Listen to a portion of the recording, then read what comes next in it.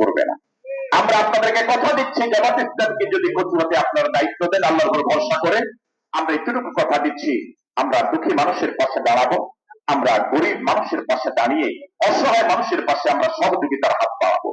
আমরা আপনাদেরকে কথা দিচ্ছি, জামাত ইসলামকে যদি আপনারা দায়িত্ব দেন, আমরা আপনাদেরকে কথা দিচ্ছি আল্লাহর উপর ভরসা করে কচু উপজেলাকে গোটা বাংলাদেশে একটা আদর্শ উপজেলা, একটা মডেল উপজেলা বানাবার জন্য আমরা আপনাদের সহযোগিতার সর্বাত্মক চেষ্টা করব। আল্লাহ পাক আমাদের সকলকে কবুল করুন বলি আমিন। মাহে রমাদান এখন একদম শেষ পর্যায়ে, আর হয়তো আগামীকালকে যদি 29 হয়, যদি 30 হয়, তাহলে আরেকদিন 2 দিন পাবো আমরা। যেভাবে রমজানটাকে কাজে লাগানো দরকার ছিল, যেভাবে আল্লাহকে সিজদা দেওয়া দরকার ছিল, যেভাবে কান্নাকাটি করা দরকার ছিল, যেভাবে আল্লাহর জিকির আজকার করা দরকার ছিল, যেভাবে মোনাজাত দেওয়া দরকার ছিল, তাহাজ্জুদের সময় দেওয়া দরকার ছিল, আমরা ওভাবে পারি না। ঠিক নাকি? আল্লাহর কাছে ফরিয়াদ করি, মালিক আমরা ত্রুটি করেছি, তুমি দয়া করতে আমাদেরকে কম দিও না, তুমি আমাদের গুনাহগুলো মাফ করে দাও।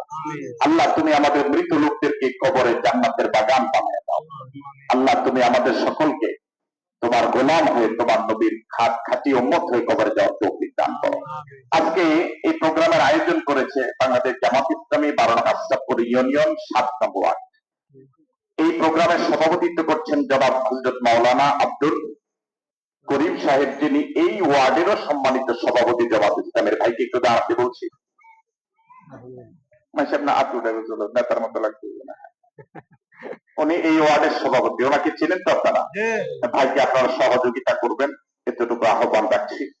আজকে এই প্রোগ্রামে বিশেষ অতিথি হিসেবে উপস্থিত আছেন জামাত ইসলামী 12 নং আশরাফপুর ইউনিয়নের সম্মানিত আমির, যিনি অত্যন্ত পরিশ্রম